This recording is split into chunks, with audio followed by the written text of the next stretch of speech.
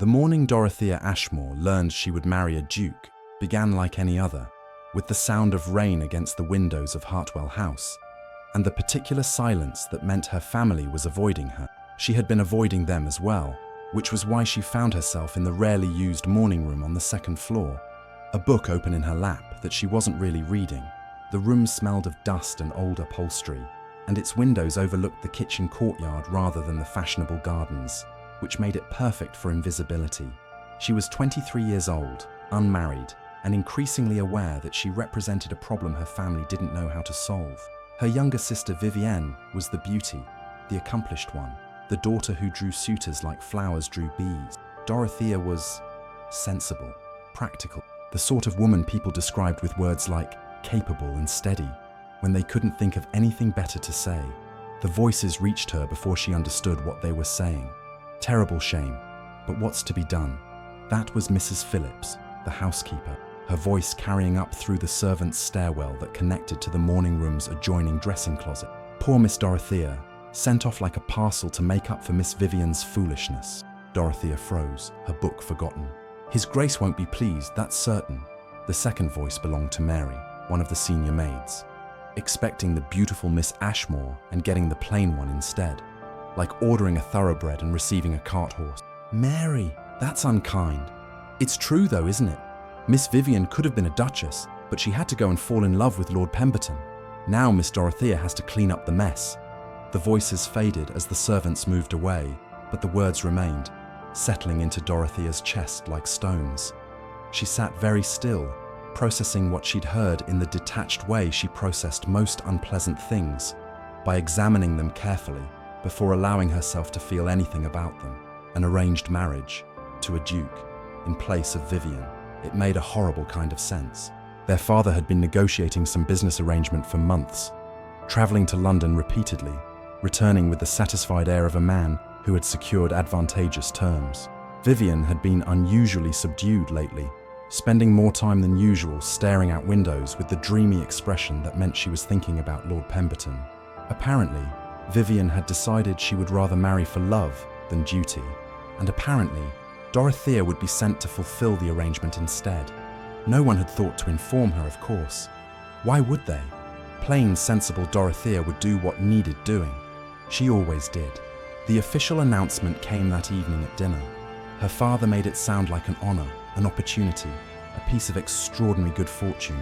The Duke of Ravenscroft required a bride. The Ashmore family would provide one. Contracts had been signed, settlements agreed upon. Everything was arranged. "You'll leave in 3 days," her father said, not quite meeting her eyes. "Mrs. Fletcher will travel with you as chaperone. The Duke expects his bride within the week." "Does he know," Dorothea asked quietly, "that he's getting a different sister than he contracted for?" Her father's face reddened. "He has been informed of the change in circumstances. He has agreed to proceed. The alliance is what matters, not..." He gestured vaguely, unable to finish the sentence. Not which daughter, not whether she was beautiful or accomplished, or any of the things that typically mattered when gentlemen chose wives. Only that she was an Ashmore and therefore acceptable for the transaction. Vivian didn't come to say goodbye when Dorothea left 3 days later. She sent a note instead, full of apologies and assurances that Dorothea would be perfectly happy as a duchess. The note smelled of rosewater and felt like dismissal. The journey north took 4 days, the landscape gradually changing from the soft hills of Somerset to the wilder, more dramatic terrain of Northumberland. Dorothea watched it all from the carriage window with a strange sense of detachment, as if this were happening to someone else, some other practical daughter being sent to fulfill obligations. Mrs. Fletcher, her chaperone, maintained a respectful silence for most of the journey, which Dorothea appreciated. She didn't want sympathy or advice or reassurance that everything would work out. She wanted to arrive at Ravenscroft Hall with her dignity intact, prepared to be whoever she needed to be. When the estate finally appeared through the late afternoon mist, Dorothea's first thought was that it looked like a place where people went to be forgotten. Stone walls the colour of storm clouds, narrow windows that revealed nothing of what lay within, grounds that stretched away in every direction with the kind of austere beauty that didn't invite comfort. The carriage rolled to a stop. Footmen appeared with practiced efficiency. Dorothea stepped down onto gravel, her travelling dress dusty and wrinkled, her hair escaping its pins after 4 days of jostling, and walked toward the entrance with her spine straight and her face composed. The butler greeted her with the particular blend of deference and assessment that servants perfected. "Miss Ashmore, welcome to Ravenscroft. His Grace is currently inspecting the South Tenant Farms, but is expected to return within the hour. Mrs. Warren, the housekeeper, will show you to your rooms." An hour. Dorothea felt relief and disappointment in equal measure. She wasn't ready to meet the Duke, but delaying only prolonged the anticipation. Mrs. Warren was a woman of middle years with sharp eyes and a manner that suggested she missed nothing. She led Dorothea through corridors that seemed designed to impress rather than welcome, everything dark wood and ancestral portraits, and the kind of formal elegance that made casual comfort impossible. "The Duchess's suite," Mrs. Warren announced, opening a door onto rooms that were larger and more luxurious than anything Dorothea had ever inhabited. "The maid will attend you shortly. Dinner is at 8. His Grace prefers punctuality."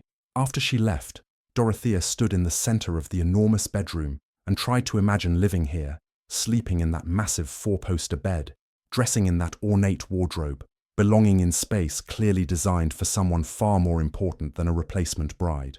The maid who came to help her dress was young, nervous, and inclined to chatter.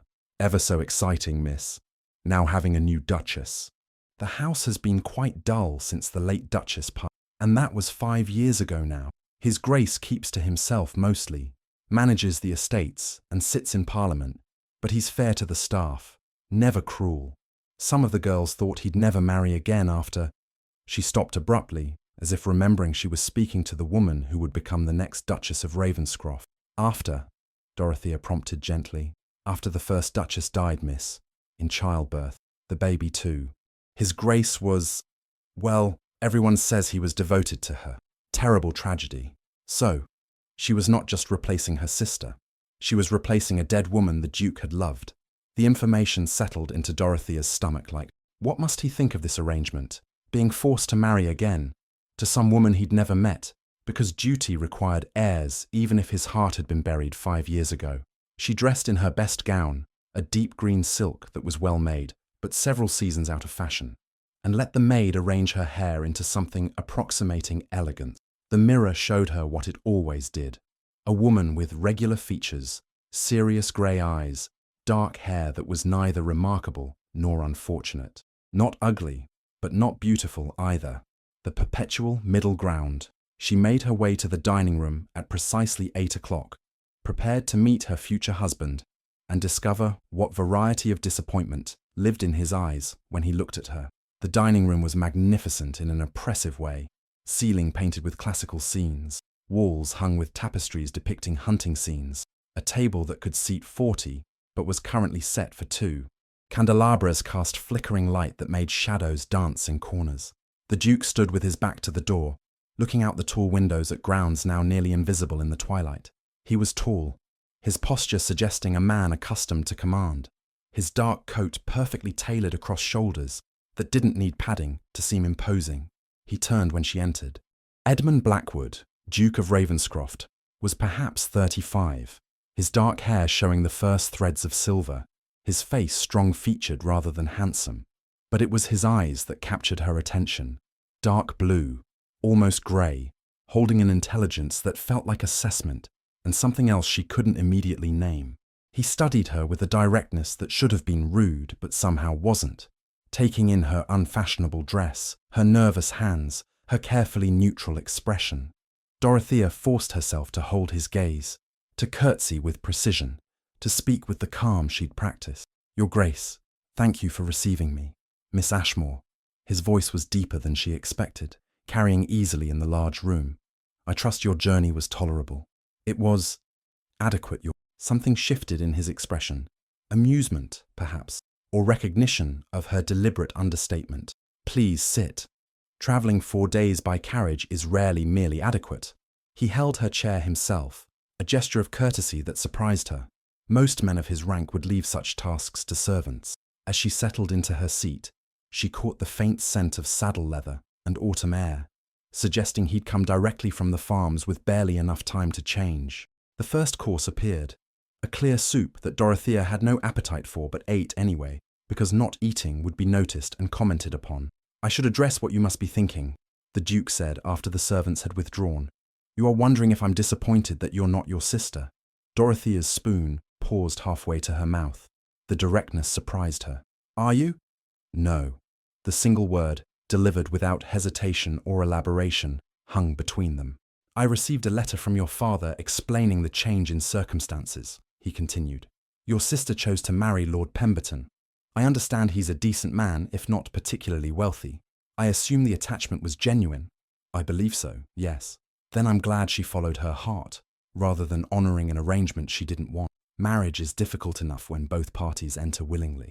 The comment was so unexpected, so contrary to what she'd anticipated, that Dorothea found herself studying his face for signs of irony or mockery. She found neither. That's a remarkably understanding perspective, Your Grace. Is it? I would think it's merely practical. What good is a wife who wishes she were elsewhere? He took a sip of wine, his gaze never leaving her face. But I am curious about one thing. Did you volunteer to take her place? Or did you volunteer? The question cut too close to the truth she'd been trying not to examine. Dorothea set down her spoon, with deliberate care. Does it matter? Perhaps not to your family. It matters to me. She looked at him then, really looked at him, trying to understand what he wanted from this conversation. His expression was open, expectant, genuinely interested in her answer. I was informed 3 days before departure, she said quietly. It was presented as duty. I fulfilled it. Against your wishes? I'm not certain I know what my wishes are, Your Grace. I've spent my life being told what I should want. It becomes difficult to separate obligation from desire. He was silent for a moment, considering this. A frank answer. I appreciate that more than you know. The rest of the dinner passed in conversation that surprised Dorothea with its substance. He asked about her interests, her reading, her opinions on estate management, not the polite surface questions men typically asked women, but genuine inquiries that suggested he actually cared about her answers. When she mentioned she'd been studying agricultural innovations, he didn't dismiss it as unfeminine. Instead, he asked which innovations she found most promising and why. Crop rotation, she said, warming to the topic despite herself. Mr. Townshend's four-field system shows remarkable promise for soil conservation, though I understand many estates resist change because tradition feels safer than innovation. Ravenscroft implemented the four-field system 3 years ago, he said. Yield increased by nearly 20%. Tradition has its place, but so does adaptation. They talked through 3 courses, the conversation ranging from agricultural reform to parliamentary politics to a recent archaeological discovery in Egypt. Dorothea found herself forgetting to be nervous, forgetting to monitor her words for anything that might be considered inappropriate for a lady. It was only when the clock chimed 10 that she realized how long they'd been sitting there, the servants having long since cleared the table and withdrawn. I should retire, she said, though she was reluctant to end the conversation. Thank you for dinner, Your Grace. He stood when she did, inclining his head. The pleasure was mine, Miss Ashmore. Truly. As she walked back to her rooms, Dorothea felt unsettled in a way she couldn't quite name. She had arrived expecting coldness, disappointment, polite endurance of an unwanted obligation. Instead, she'd found intelligence, genuine interest, and something that felt dangerously like respect. It would be so much easier if he'd been what she expected, easier to maintain distance, to protect herself, to accept this marriage as transaction rather than possibility. But he hadn't been what she expected, and that terrified her more than disappointment ever could. The morning after their first dinner, Dorothea woke to sunlight streaming through windows she'd forgotten to curtain. Ravenscroft looked different in daylight, less forbidding, more substantial, the stone walls honey-coloured where the sun touched them. From her window, she could see the grounds stretching away toward distant forests, tenant cottages sending up threads of smoke, fields marked out in neat patterns that suggested careful management. She was still standing there, wrapped in a borrowed dressing gown, when a knock came at her door. The young maid from the previous evening entered with a tea tray and an expression of barely suppressed excitement. Good morning, miss.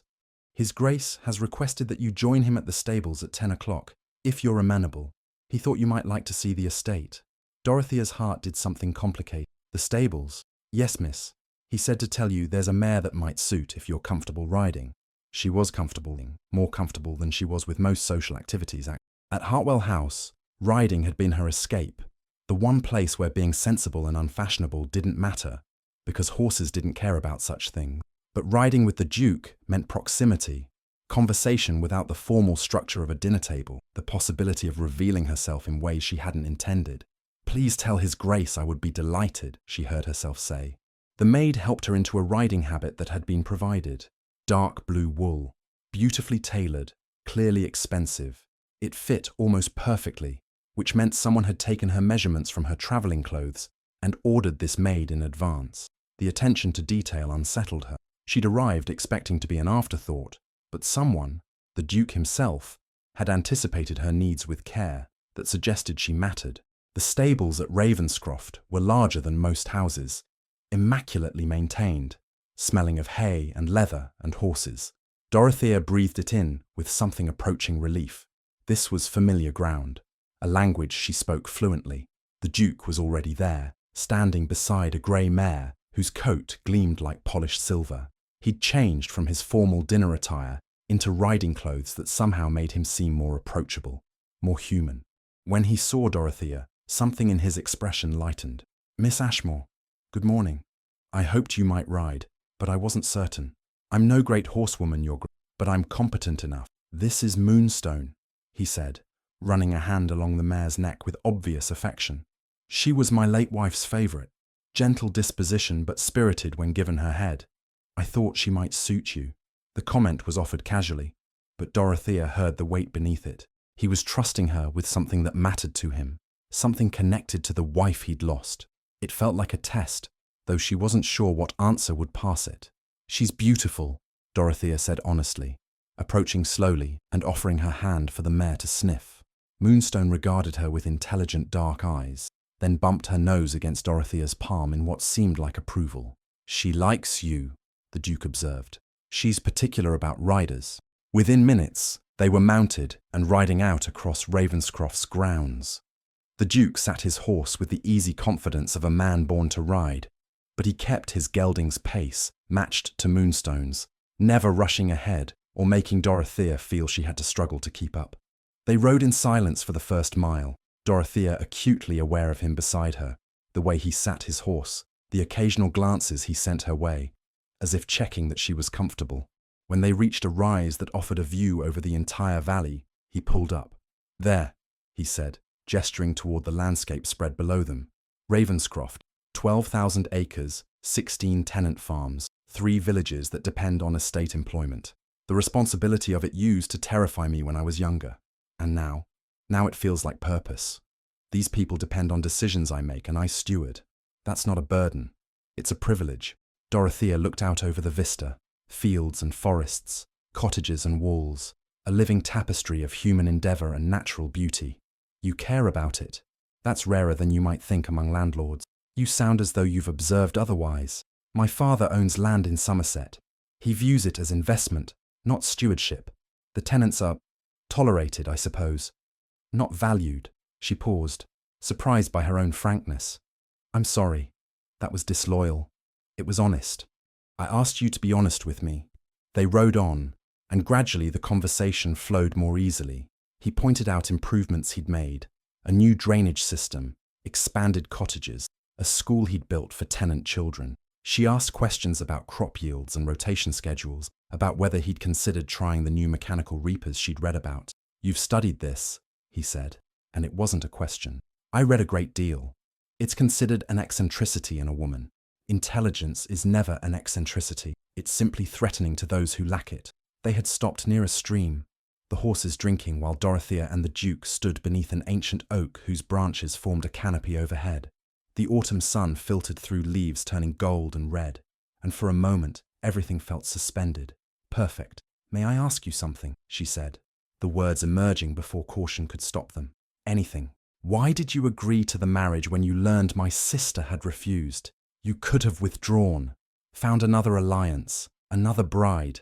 He was quiet for a long moment, his gaze on the stream rather than her. When he finally spoke, his voice was measured, thoughtful. Because your father's letter was honest about the substitution. He didn't try to hide it or pretend you were anything other than what you are, Vivian's younger sister, sent in her place because duty required it. And then he included something he probably shouldn't have. What? A character reference. He said you were too intelligent for your own good, too serious to be popular, too honest to be comfortable in society. He meant it as an apology, I think, warning me that I was getting the difficult daughter instead of the charming one. The Duke smiled faintly. It was the first time in 30 years of negotiating marriages and alliances that I thought I might actually enjoy the woman I'd be living with. Dorothea felt heat rise to her cheeks. That's a low bar, Your Grace. You'd be surprised how rarely it's cleared. Most arranged marriages involve women trained to be decorative and agreeable. I've sat through enough dinners with such women to know I'd rather live alone than spend my life making polite conversation about nothing. So you chose me because I'm not decorative or agreeable. I chose you because you're interesting. Everything else is negotiable. The comment landed like a stone in still water, sending ripples through her understanding of herself. She'd spent her life being told that intelligence in women was tolerated at best, actively discouraged at worst. To hear it described as desirable, as a reason for choosing her, it unmade something in her chest. I don't know what to say to that, she admitted. You don't have to say anything. Just don't hide what you are. Don't make yourself smaller to fit expectations that don't matter. They mounted again and rode back toward the house. But something had shifted between them. The silence was no longer awkward, but companionable. And when their horses' paths brought them close together, Dorothea was acutely aware of his proximity in a way that had nothing to do with rank or obligation. Over the following days, a pattern developed. Each morning, they rode out together, exploring different parts of the estate. He showed her the home farm where innovations were tested before being recommended to tenants. She asked questions that made his steward, who sometimes accompanied them, look surprised that a lady would care about such things. In the afternoons, he invited her to his study to review estate accounts. It should have been tedious, but Dorothea found herself fascinated by the economics of managing 12,000 acres, by the careful balance between profit and tenant welfare, by the hundreds of small decisions that added up to prosperity or ruin. You have a mind for this, he said one afternoon, watching her trace columns of figures with a concentration that made her forget to be self-conscious. Have you ever considered that estate management might be your calling? Women don't manage estates, Your Grace. Duchesses do, or they can if they choose. He leaned forward, his expression serious. When we marry, Ravenscroft becomes as much yours as mine. I'm not looking for an ornamental wife who presides over tea and needlework. I'm looking for a partner who can help me make decisions that affect thousands of lives. The casual "when we marry" rather than "if" sent a thrill through her that she tried very hard to suppress. They hadn't discussed the actual wedding, hadn't set a date, had barely acknowledged the reality that this courtship, if that's what it was, would end in binding vows. But he spoke of it as certainty, as something already decided, and Dorothea didn't correct him. The evenings were different. After dinner, they would retire to the library, a warm, book-lined room that felt like the heart of the house, and talk for hours. He asked about her childhood, her education, what had made her the person she was. She asked about his life before her, about his first marriage, about the loss that had shaped him. Caroline was gentle, he said one, staring into the fire, kind to everyone, loved children, would have been a wonderful mother. When she died, he paused, choosing words carefully. I thought I'd never recover from it, and then I did, which felt like betrayal, like I was supposed to stay broken as proof that she'd mattered. But you didn't stay broken, Dorothea said softly. No, I learned to live with the loss. I've earned that grief doesn't mean you stop living, only that you carry something heavy while you do. He looked at her then. I'm telling you this because I don't want you to think you're competing with a ghost. Caroline was my past. You're my future. They're not the same thing. The vulnerability in his admission made Dorothea's throat tight. I'm glad you told me. Are you happy here? He asked suddenly. Or are you just being polite? The question caught her off guard. Was she happy? She'd arrived expecting endurance, prepared to be tolerated. Instead, she'd found intellectual companionship, genuine interest, respect she'd never experienced before. She'd found a man who seemed to see her, really see her, in ways no one ever had.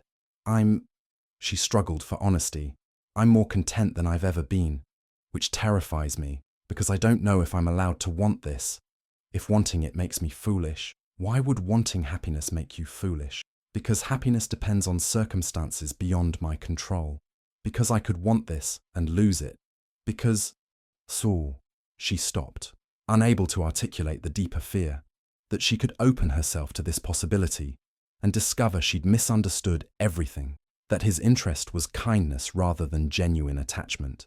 He moved from his chair to sit beside her on the settee, close enough that she could feel the warmth of him. Dorothea.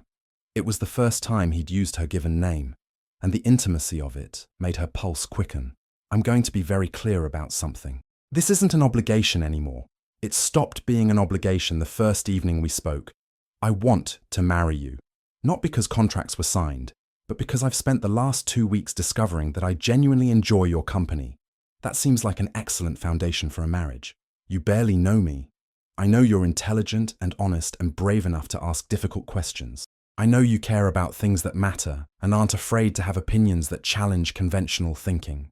I know that when you laugh, which isn't often enough, it's the most genuine sound I've heard in years. He reached for her hand and she let him take it, feeling the warmth of his palm against hers. I know enough to know I want to know everything else. Dorothea looked at their joined hands, at the physical manifestation of connection she'd stopped believing she'd ever feel. What if I'm not brave enough for this? Then we'll be afraid together. But Dorothea, I think you're far braver than you give yourself credit for. That night, lying awake in the enormous ducal bed, Dorothea allowed herself to imagine a future she'd never dared want. Not just marriage as duty fulfilled, but partnership. Not just tolerance, but genuine affection, maybe even love. Though that word still felt too dangerous to speak aloud, she was beginning to let herself hope. Which was, of course, precisely when everything shattered. The letter arrived on a grey morning 2 weeks after Dorothea's arrival at Ravenscroft, delivered by special courier and marked urgent. She was in the estate office with Edmund. She'd stopped thinking of him as the Duke, somewhere around the 10th time he'd asked her opinion on tenant improvements, reviewing plans for a new drainage system when the butler entered with the silver salver. For Miss Ashmore, Your Grace. I am from Somerset. The courier was instructed to await a reply. Dorothea recognised her mother's handwriting with a sinking feeling. Lady Ashmore didn't write urgent letters unless something had gone catastrophically wrong or she wanted something badly enough to pretend catastrophe. She broke the seal with fingers that wanted to tremble and read in silence while Edmund pretended to study his maps but was clearly watching her face. Dearest Dorothea, I write with news of a most distressing nature. Your sister finds herself in desperate circumstances. Lord Pemberton's father has refused to acknowledge their marriage, performed in haste, I'm afraid, without proper settlements or family approval. The scandal has been tremendous. Vivian has returned to Hartwell House in disgrace, and I fear her prospects are quite ruined. Your father and I have discussed the matter at length. Given that your own marriage contract has not yet been finalised, we believe it would be both generous and appropriate for Vivian to take her rightful place as the Duke's bride. Her beauty and accomplishments would reflect more favourably on the family name, and you could return home without the burden of a position you were never truly suited for. We are sending Vivian north immediately. She should arrive at Ravenscroft within 3 days. I trust you will facilitate this transition with your customary good sense and dignity. Your loving mother Dorothea read it twice, the words not quite penetrating the first time. When understanding finally came, it arrived with the force of physical blow. They wanted her to step aside, to give up Edmund, Ravenscroft, the future she'd just begun to imagine, because Vivian's romantic gamble had failed and she needed rescuing. And they assumed, of course they assumed, that practical, sensible Dorothea would do it without complaint and would sacrifice herself because that's what she'd always done. What is it? Edmund's voice cut through her spiralling thoughts. She handed him the letter without speaking, unable to trust her voice, watched his face as he read, saw his expression shift from curiosity to disbelief to cold fury. They cannot be serious. He set the letter down with controlled force. They expect you to simply withdraw, return home as though the last 2 weeks meant nothing. They think I should be grateful, Dorothea said, and was surprised to hear her voice come out steady. Grateful to escape a position I was never suited for. Grateful to let my beautiful, accomplished sister have what she deserves. And what do you think? The question stopped her. What did she think? For 23 years, she'd been trained to consider everyone's needs before her own, to value duty over desire, to accept what was decided for her with grace. But the last 2 weeks had changed something fundamental. Edmund had asked her opinions and actually listened to the answers, had treated her intelligence as an asset rather than an aberration, had looked at her as though she mattered, not despite being the plain, sensible sister, but because of who she actually was. For the first time in her life, Dorothea had felt seen, valued, wanted, and now they expected her to give that up, because Vivian's prettier face would reflect better on the family name. "I think," she said slowly, feeling her way through honesty that still felt dangerous, "that I'm angry, which makes me ashamed, because I should want my sister's happiness." "Your sister's happiness cost her a marriage and a reputation. Now she wants yours to repair the damage." Edmund's voice was hard. "That's not sisterly love, Dorothea. That's selfishness dressed as necessity. She's desperate, so she should impose on your desperation. You think you weren't desperate when you arrived here?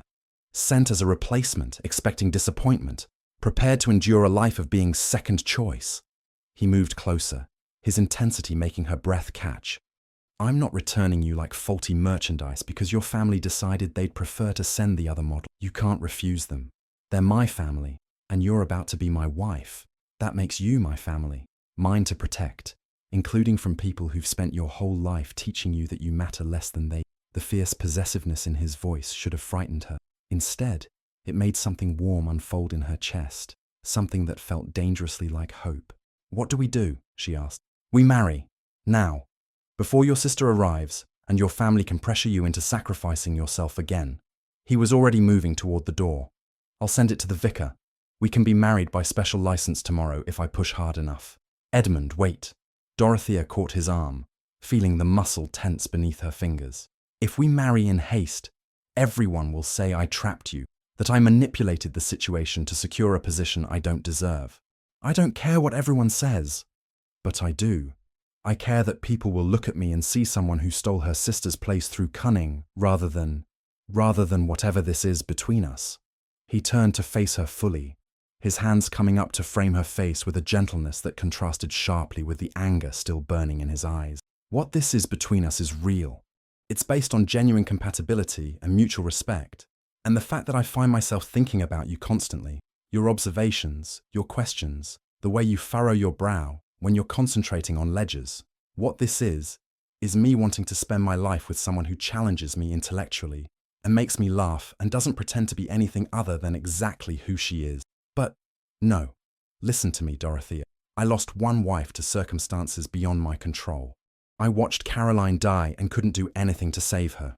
But this, your family trying to take you away, that I can fight, that I will fight. The question is whether you want me to, or whether some part of you believes they're right, that you don't deserve this life." The question cut to the bone of every insecurity she'd ever carried. Did she deserve Edmund? Did she deserve Ravenscroft, partnership, the possibility of love? Or was she fooling herself, grasping at something meant for women like Vivian? But then she thought about the last 2 weeks. The conversations that had stretched for hours, the way Edmund looked at her when she made an unexpected observation about estate management, the morning he'd handed her the account books and said, "Tell me what you see," with genuine interest in her answer.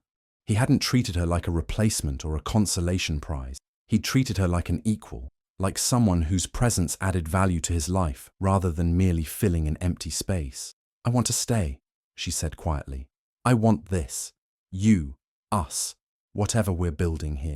Then that's what matters, not your mother's letters or your sister's failed marriage or society's opinion about which daughter deserves which husband." He lowered his hands but didn't step away. "When Vivian arrives, we'll be united in our decision. Together." "Agreed." Dorothea nodded, feeling something settle in her chest. Not peace, exactly, but determination. She had spent her life being practical, being sensible, being the daughter who did what needed doing without complaint. Maybe it was time to be impractical, to choose what she wanted instead of accepting what was assigned to her. "Agreed," she said. They were married the next day in Ravenscroft's private chapel, a small stone building that had witnessed 3 centuries of Blackwood ceremonies. No grand celebration, no society guests, just Edmund and Dorothea, the vicar, and Mrs. Warren and the butler as witnesses. Dorothea wore a simple dress of cream silk that the housekeeper had somehow procured overnight. Edmund wore his usual dark coat, though he'd added a waistcoat of blue brocade that matched her eyes, a detail she noticed with a surge of affection that took her breath. The ceremony itself was brief, traditional words spoken with weight that came from meaning rather than ritual. When Edmund slipped the ring onto her finger, a band of gold set with small diamonds that had belonged to his grandmother, his hand was steady even though hers trembled. "I, Edmund, take thee, Dorothea." His voice resonated in the small space, clear and certain. When it was her turn, she looked up at him and saw not a duke or an obligation, but a man who had chosen her deliberately, knowing exactly who she was. "I, Dorothea, take thee, Edmund." And she meant it, every word, in ways she hadn't known were possible when she'd left Somerset 2 weeks ago. They were walking back to the main house, newly married, when the sound of carriage wheels on gravel announced an arrival neither of them wanted, but both had expected. Vivian had come. Vivian Ashmore descended from the carriage like a queen returning from exile. Blonde hair perfectly arranged despite the long journey. Blue eyes bright with the confidence of someone who'd never been denied anything she truly wanted. She wore a travelling dress of rose silk that must have cost more than Dorothea's entire wardrobe, and she carried herself with the particular grace that came from knowing she was beautiful and expecting the world to arrange itself accordingly. She stopped when she saw them standing together on the steps. Her gaze swept over Dorothea's cream silk dress, lingered on Edmund's formal attire, and comprehension dawned with visible shock. "You're married." It wasn't a question. Vivian's voice carried across the courtyard with the clarity of accusation. "Mother's letter said you'd understand, that you'd do the right thing." "I did do the right thing," Dorothea said, and was startled by the steadiness of her own voice. "I married the man I was sent here to marry. But I'm here now. The arrangement was meant for me. Everyone knows that." Vivian moved closer, ascending the steps with the assumption that proximity would grant her control of the situation. "Dorothea, surely you see that this is for the best. You're not suited to be a duchess. You never were. Let me take my rightful place, and you can return home without shame." "Her rightful place is beside me," Edmund interrupted, his voice carrying the particular authority of someone who had just sworn sacred vows and meant them. "As my wife, as the Duchess of Ravenscroft, there is no other arrangement to be made." Vivian's beautiful face twisted with something ugly, desperation mixed with disbelief. "But I'm the one you were supposed to marry. I'm the one who was chosen." "You were not chosen," Edmund said flatly. "Your father offered an alliance, and I accepted it. When circumstances changed, I accepted Dorothea instead. At no point did anyone ask my preference regarding which daughter I'd prefer. If they had, the answer would have been Dorothea from the beginning."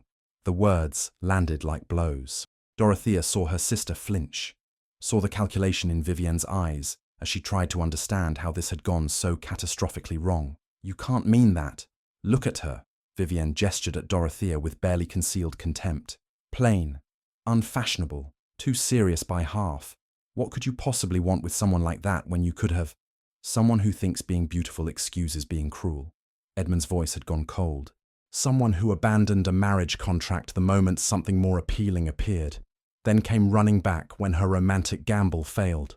Someone who assumes her sister should sacrifice her own happiness to repair the mess she made." Vivian's face flushed red. "How dare you speak to me that way? I speak to you as the husband of the woman you're insulting in her own home. And I speak as someone who knows exactly what kind of wife you would have made. Decorative, demanding, and utterly disinterested in anything beyond your own comfort. That's not fair, isn't it? Tell me, Miss Ashmore, in the 2 weeks you were engaged to Lord Pemberton, did you ever once consider how your choice would affect your sister? Did it occur to you that Dorothea might have feelings, preferences, a life that mattered beyond its utility to—" Vivian's mouth opened and closed, but no sound emerged. Dorothea watched her sister struggle with a question she'd clearly never asked herself, and felt a strange mixture of pity and anger. "I didn't think—" Vivian started, then stopped. "No," Dorothea said quietly. "You didn't. You never do. You feel things intensely and act on those feelings, and everyone else is expected to manage the consequences. That's not true. It is true. When you wanted drawing lessons, I gave up my music instruction because father couldn't afford both. When you needed a new dress for your debut, I wore mother's altered gown because there wasn't money for two. When you fell in love with Lord Pemberton and needed someone to fulfill your marriage contract, I was sent north to fix your mistake. Dorothea's voice remained calm, but something was breaking open inside her. Years of accommodation and self-effacement finally finding words. I've spent my entire life making myself smaller so you could shine brighter, and I'm done. Dorothea, please. Vivian's voice cracked, genuine distress finally breaking through her pretty facade. I have nowhere else to go. Pemberton's family won't acknowledge me. I'm ruined. If I can't marry the Duke, you'll end up facing the consequences of your own choices, Edmund said, not unkindly, but with finality, which is something you should have learned long before now. Your sister is not responsible for rescuing you from situations you created. But what am I supposed to do? Vivian looked genuinely lost now, stripped of her beauty's usual power to smooth her path. Go home, Dorothea said. Tell mother and father that the Duke and I are married and the arrangement is complete. Tell them. She paused, searching for words that were honest without being unnecessarily cruel. Tell them I'm happy, which is more than I expected, and more than they gave me reason to hope for. Vivian stood frozen on the steps, seeming to finally understand that tears and beauty and accusations wouldn't change what had already been decided. When she spoke again, her voice was small, uncertain, a tone Dorothea had never heard from her confident golden sister. Do you really love him? Or are you just doing this to spite me? The question was so absurd, so completely inverted from reality, that Dorothea almost laughed. Spite you? Vivian, you've had everything your entire life. Every pretty dress, every admiring glance, every bit of father's pride and mother's attention. The idea that I would marry a man I've come to care for deeply just to spite you is... She stopped, shaking her head. I'm not doing this to you. I'm doing this for myself. For the first time in my life, I'm choosing what I want instead of accepting what everyone else decides I should settle for. Vivian looked between Dorothea and Edmund, seeing perhaps for the first time the way he stood slightly protective of his wife, the way Dorothea's hand had found his without apparent thought, the comfortable unity of two people who had genuinely chosen each other. You really do care for her, Vivian said to Edmund, wonder in her voice. This isn't just, you actually want her. I want her, Edmund confirmed. I chose her. I married her. And I will not unmake those choices to accommodate your convenience or your family's preference for your prettier face. The blunt words made Vivian flinch, but she nodded slowly, acceptance finally settling over her features. I suppose I should go then. I suppose you should, Dorothea agreed. But as Vivian turned back toward the carriage, Dorothea felt an unexpected surge of something that might have been pity, or might have been the last echo of sisterly affection. Vivian, her sister turned, hope flaring in her beautiful eyes. I'm sorry your marriage to Lord Pemberton didn't work out the way you hoped. I'm sorry you're facing social consequences that feel unfair. But I'm not sorry I'm staying here, and I won't apologize for being happy. Vivian nodded again, this time with something that might have been understanding. You're braver than I thought. I always assumed you just accepted things, that you didn't want more than what you were given. I learned to want carefully, Dorothea said, because wanting things that seemed impossible only brought disappointment. But Edmund taught me that sometimes the impossible things are exactly what you should reach for. After Vivian's carriage disappeared down the tree-lined drive, Dorothea and Edmund stood together on the steps in the fading afternoon light.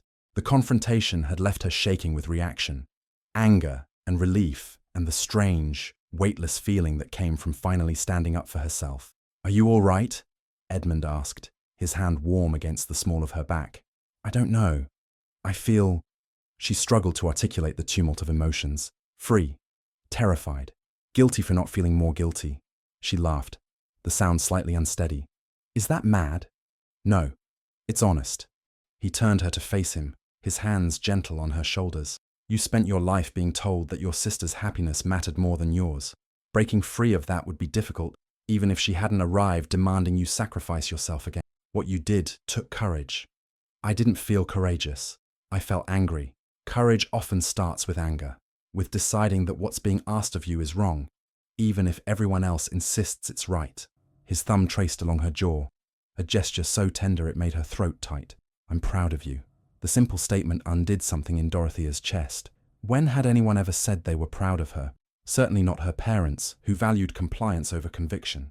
Not her sister, who barely noticed Dorothea existed except when she needed something. But Edmund had known. He valued what he saw, had married her, not despite who she was, but because of it. I should probably write to my parents, she said. Explain what happened. Later. Right now, I think my wife deserves to celebrate her wedding day without worrying about how to manage other people's disappointment. My wife. The words still sounded impossible, wonderful, like something from a story that happened to other women. What did you have in mind? She asked. Dinner. Dancing, if you're amenable. The music room has excellent acoustics, and I'm told I'm tolerably competent at the waltz. And then, his smile turned slightly wicked, we have a wedding night to attend to, and I'm very interested in discovering whether my wife blushes as beautifully in private as she does in public. Dorothea felt heat flood her cheeks, proving his point. I don't know. Neither do I. Not with you. His voice softened.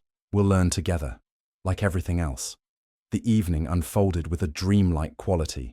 Dinner was an intimate affair, just the two of them at one end of the long table, talking and laughing over wine that loosened Dorothea's carefully maintained composure. Afterward, Edmund led her to the music room, where someone had lit dozens of candles, transforming the space into something almost magical. I'm not accomplished at dancing, Dorothea warned, as he pulled her into a waltz position. Good, neither am I. We'll be incompetent together. They were, in fact, both adequate dancers. But the pleasure wasn't in the steps. It was in the proximity, in the excuse to touch, in the way Edmund's hand felt warm and sure against her back. They waltzed slowly around the room, the candles casting their shadows large against the walls, and Dorothea let herself feel young and cherished and wanted. When the imaginary music ended, they stood close together, neither quite willing to break the contact. Dorothea, Edmund said quietly, I need you to understand something. Today, when Vivienne arrived, I would have sent her away regardless of what you wanted. Not because I'm high-handed, but because the thought of losing you to your family's selfishness was unbearable. Edmund, let me finish. I married you quickly, yes, partly to prevent your family from pressuring you into stepping aside, but also because I was certain. I've been certain since the 4th day you were here, when you argued with my steward about crop rotation and won the argument through sheer logic and passion. I've been certain since you asked me why I let the tenant children use the East Meadow for their games when it could be profitable grazing land, and looked genuinely pleased when I said their childhood mattered more than marginal profit. I've been certain since the morning you laughed at something I said and then looked surprised, as if you'd forgotten that joy was allowed. Dorothea's vision blurred with tears she hadn't meant to shed. I didn't think I was allowed to want this, to want you. Want me, he said fiercely.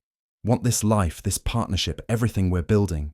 You're allowed to want things, Dorothea, especially things that make you happy. She kissed him then, rising on her toes to press her lips to his with more enthusiasm than skill. He made a surprised sound, then pulled her closer, teaching her through patient demonstration how a kiss could be slow and deep and consuming. When they finally broke apart, both breathing hard, Edmund rested his forehead against hers. I think, he said, his voice rough with desire and affection, that we should continue this conversation somewhere more private. I think, Dorothea agreed. That's an excellent idea. He led her up the grand staircase and down the corridor to the ducal suite, rooms she'd slept in alone for 2 weeks, but would share from this night forward. Inside, candles had been lit, the bed turned down, everything prepared for a wedding night she'd half convinced herself would never truly happen. Edmund closed the door behind them, sealing them away from duty and expectation, and everything except each other. When he looked at her, Dorothea saw not obligation or resignation, but genuine want. Are you frightened? He asked. A little, she admitted, but not of you, just of not knowing what to expect. Then I'll tell you exactly what to expect. He moved closer, his hands framing her face with impossible gentleness. Patience, attention to what pleases you. No shame about ignorance, because I'm equally ignorant about what you need. and the absolute certainty that if something doesn't feel right, we stop. Agreed? Agreed. What followed was tender and awkward, and occasionally fumbling. Two people learning each other's bodies with care and humour, and growing confident. Edmund was patient when she tensed, attentive to signals she didn't know she was sending, quick to reassure when uncertainty made her hesitate. And when the awkwardness finally gave way to pleasure, when Dorothea discovered that wanting and being wanted could exist in the same moment, she understood that this intimacy built on trust and genuine affection was what she'd been afraid to hope for. Afterward, they lay tangled together in the massive bed, Dorothea's head on Edmund's chest, listening to his heartbeat slow. His fingers traced lazy patterns on her bare shoulder, and she felt more at peace than she ever had in her life. "I love you," she said quietly, testing the words for the first time. "I know it's soon, and maybe I shouldn't say it yet, but I love you too," Edmund interrupted, tilting her face up so he could see her eyes. "I have for days, possibly since you told my steward he was wrong about the drainage system, and then proved it with math." Dorothea laughed, the sound muffled against his chest. "That's a very specific moment to fall in love. You were very convincing. Also, you had ink on your nose from the calculations, and I found it devastatingly charming." They fell asleep that way, wrapped in each other and in the certainty that what they'd chosen was right, even if the world might never understand how the plain sister and the grieving Duke had found something that felt like grace. The first snow of winter was falling when Dorothea walked through Ravenscroft's portrait gallery, her hand resting unconsciously on the swell of her belly. 6 months along, the physician had said, and everything was progressing beautifully. She paused before the newest addition to the gallery, a portrait commissioned by Edmund as a wedding anniversary. In the painting, she sat in the estate office, account books spread before her, sunlight streaming through the window behind her. The artist had captured something Edmund claimed to see, but that Dorothea still struggled to recognize in herself: confidence, intelligence, the quiet authority of someone who belonged exactly where she was. "Admiring yourself?" Edmund's voice came from the doorway, warm with affection and gentle tease. "Admiring the artist's flattery," Dorothea corrected, turning to face her husband.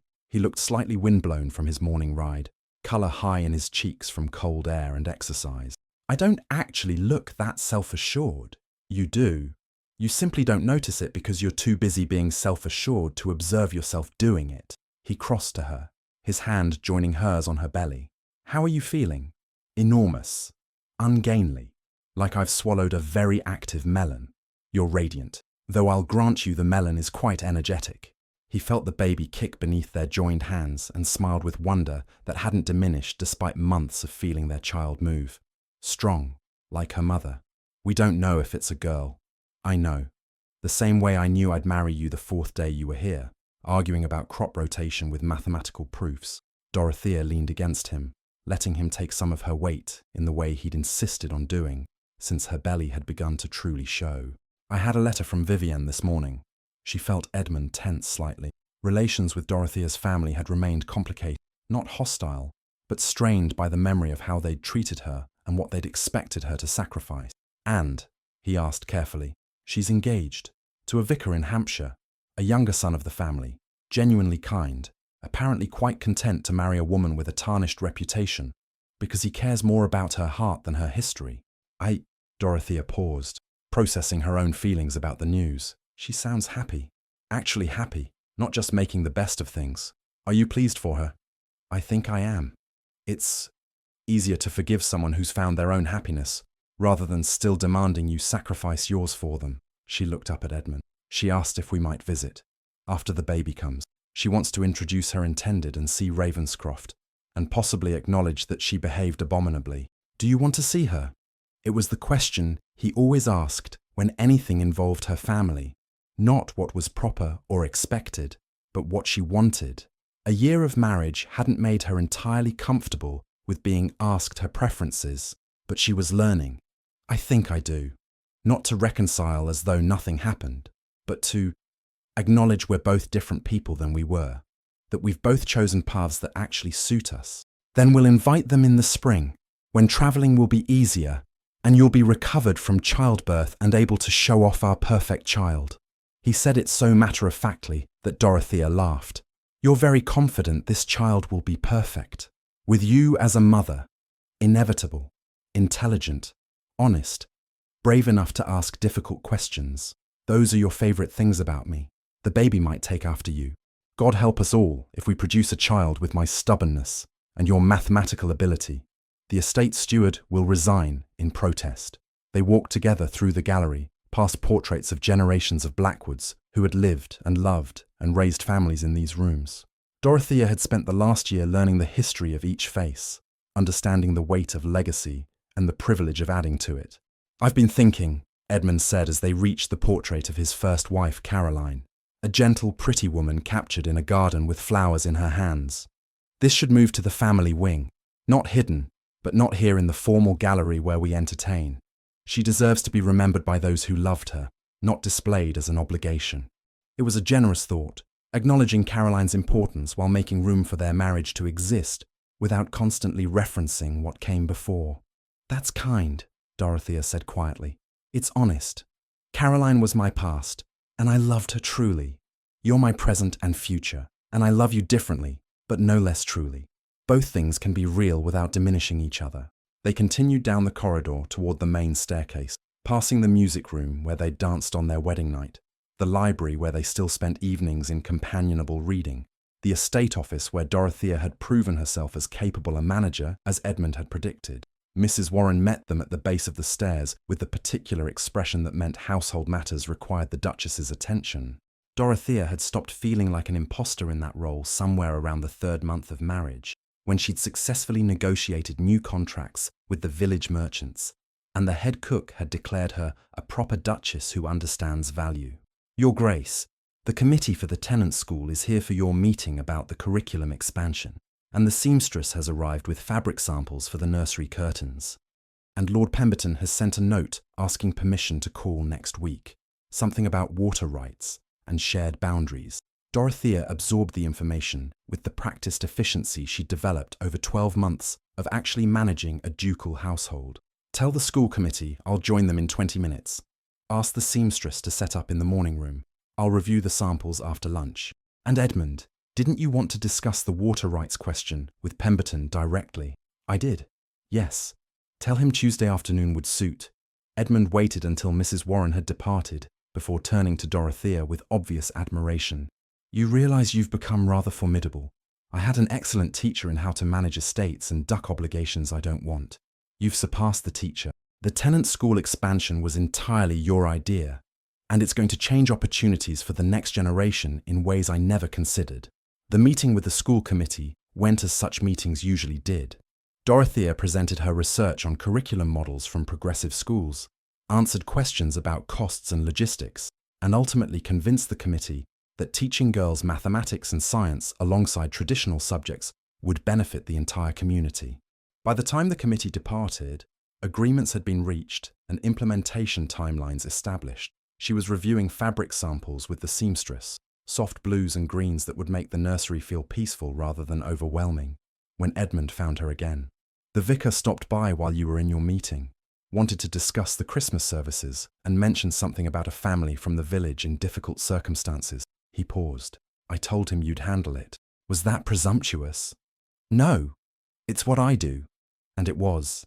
Somewhere in the last year, Dorothea had become the person people came to with problems that needed both practical solutions and genuine compassion.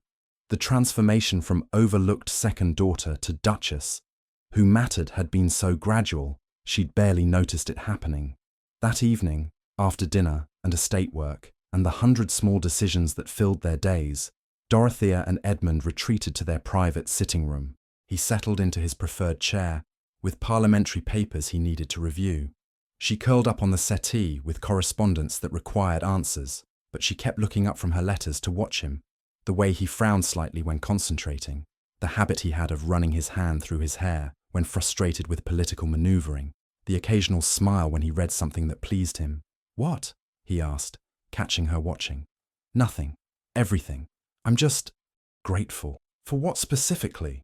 The excellent estate management, the impending arrival of our mathematically gifted child, my devastating charm, for choosing me, for seeing something in the plain, serious sister that no one else saw. for making me believe I deserved to be chosen." Edmund set aside his papers and crossed to the settee, sitting beside her and pulling her close despite the awkward angle created by her pregnant belly. "You've got it backward, love. You made me believe I deserved to be chosen. After Caroline died, I convinced myself that duty was enough, that managing estates and sitting in Parliament and fulfilling obligations was sufficient purpose. And then you arrived with your questions about crop rotation and your refusal to pretend you were anything other than exactly who you are. And you reminded me that partnership could be more than transaction, that marriage could be collaboration instead of obligation. We were both a bit lost, weren't we? You in grief, me in invisibility. And now we're found, together, building something that matters, not just heirs and lineage, but genuine partnership, raising a child who will learn that intelligence matters more than beauty, that questions are more valuable than compliance, that being chosen means being seen for exactly who you are." Dorothea felt the baby move again, a strong kick that made Edmund laugh with delight. "She agrees," he said, or he. "Either way, our child has opinions. Takes after both parents then." They sat together as the fire burned low and the December wind rattled the windows, and the world beyond Ravenscroft carried on without needing their attention. This was what Dorothea had learned in 12 months of marriage, that happiness wasn't the dramatic moments or the grand gestures, but these quiet evenings, the shared work, the comfortable silence, the absolute certainty that she was exactly where she belonged. A year ago, she'd arrived at Ravenscroft expecting to be tolerated, prepared to endure a life of being second choice to the sister who'd refused to come. Instead, she'd found partnership, genuine affection, and the revolutionary discovery that being chosen deliberately was worth more than all the beauty and accomplishments in the... She'd been sent in her sister's place for an arranged marriage. The Duke had taken one look, not at her face or her fashion, or any of the superficial things that usually mattered, but at who she actually was beneath the dismissals and low expectations, and he'd chosen her forever, not because she was available or convenient or the only option remaining, but because, improbably and wonderfully, she was exactly what he wanted.